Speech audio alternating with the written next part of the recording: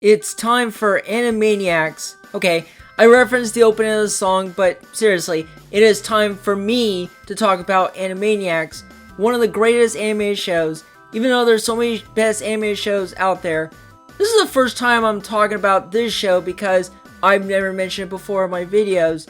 The show turned 30 years old, and that's the reason why I wanted to do a video on Animaniacs. In this video, I'm going to go through the legacy, the airing, and my little review of the show. Let's begin. During the 90s, Tiny Toon Adventures had a great success during when it aired. Steven Spielberg told creator Tom Ruegger for the next idea for a show after Tiny Toons, and thus Animaniacs was born.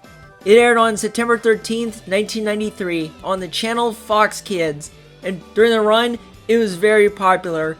However, there was another show that came out the same year and came out on the same channel. Yep, Mighty Morphin Power Rangers beat Animaniacs. Oh well, but it's still doing great. The show aired on Fox Kids 2 years after premiere. Then it moved to Kids WB in 1995 during season 3. Then in 1998, Animaniacs ended its run with 5 seasons with a whopping 99 episodes, just one away to its 100 episode milestone. And while the show had a great run, it's not the end for Animaniacs. In 1999, a year after the original show ended, there was a direct-to-video for Animaniacs called Wacko's Wish, which I guess you can say it's like a finale to the show. Then, media news popped up out of nowhere in January 2018 when they announced that Animaniacs is coming back as a reboot. Hulu bought the show and premiered the reboot in 2020. Animaniacs Reboot ran on for 2.5 years till the beginning of this year. The 3rd season would be its last. That's right, this is the final time for Animaniacs, which came out of nowhere of the reboot ending at the beginning of the year. So, what is Animaniacs about? It's about the siblings, Yakko, Wacko, and Dot, who are part of the Warner Brothers since they live in the water tower on the studio lot, and the logo makes sense, hence the shape of the Warner Brothers logo. But they're not the only ones part of the show. There are a large cast of characters like Pinky and the Brain, in which they have their own spin-off show, Slappy Squirrel, Good Feathers, Buttons and Mindy, and so on. Even human characters like Ralph the Security Guard and Dr. Scratch and Sniff. The show is a variety show with short skits, and that's the reason why this show has so much skits focusing on these characters, even in an episode when they swapped roles.